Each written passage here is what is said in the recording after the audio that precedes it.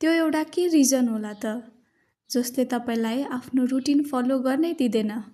यदि तपाईँ आफ्नो रुटिनलाई हेरेर चाहिँ एकदम स्ट्रेस्ड हुनुहुन्छ, यो काम त मैले सक्दिनँ जस्तो पहिल्यै सोचिसक्नु भएको छ भने चाहिँ तपाईँले त्यो रुटिन फलो गर्नै सक्नुहुन्न।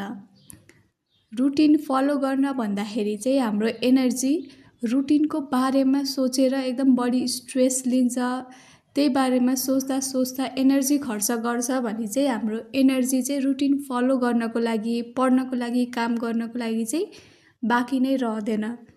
त्यही भएर चाहिँ आफ्नो रुटिन फलो गर्नको लागि आफ्नो एनर्जी जोगाइराख्नुपर्छ। एनर्जी चाहिँ ओभर थिङ्किङ त्यस्तै गरेर चाहिँ मोबाइल चलाउनमा चाहिँ खर्च गर्यो भने अभियसली हामीसँग कम एनर्जी बाँकी रहन्छ अनि पढाइ पनि त्यही अनुसार कम हुन्छ। त्यही भएर चाहिँ आफ्नो रुटिनलाई चाहिँ फलो गर्नको लागि बेस्ट टेक्निक भनेको नै आफ्नो एनर्जी कहाँ खर्च गरेछु भनेर चाहिँ पहिचान गर्नु पर्यो।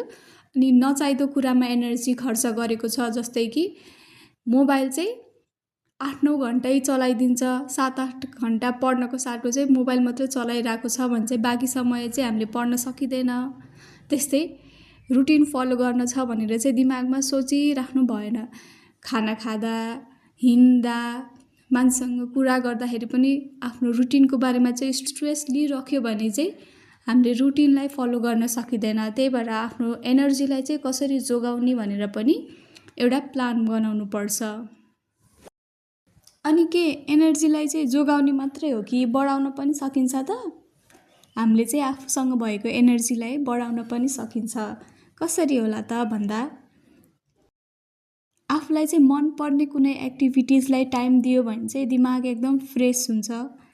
जस्तै कसलाई चाहिँ जगिङ गर्न मन पर्ला, कसैलाई एक्सर्साइज गर्न, कसैलाई पकाउन, कोही चाहिँ आफ्नो फ्यामिलीसँग कुरा गरेर फ्रेस भइन्छ भने चाहिँ त्यस्तो एक्टिभिटिजले चाहिँ हाम्रो एनर्जीलाई बढाउँछ। साथै मेडिटेसन गर्यो भने पनि हाम्रो फोकस, हाम्रो एनर्जी चाहिँ बढेर आउँछ।